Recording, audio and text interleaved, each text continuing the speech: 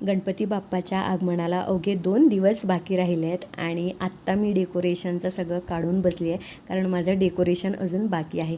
यावर्षी खूप काही ठरवलं होतं, असं करू तसं करू, बट ते काही पॉसिबल झालं नाही कारण मी आजारी पडले. सो 8 दिवस माझे आजारपणातच गेले.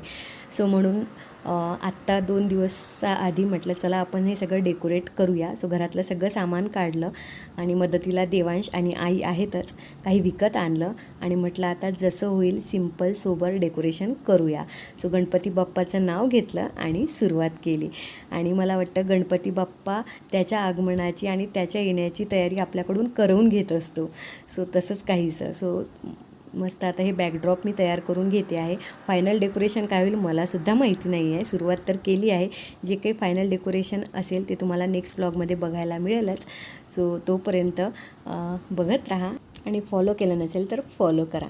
Bye bye.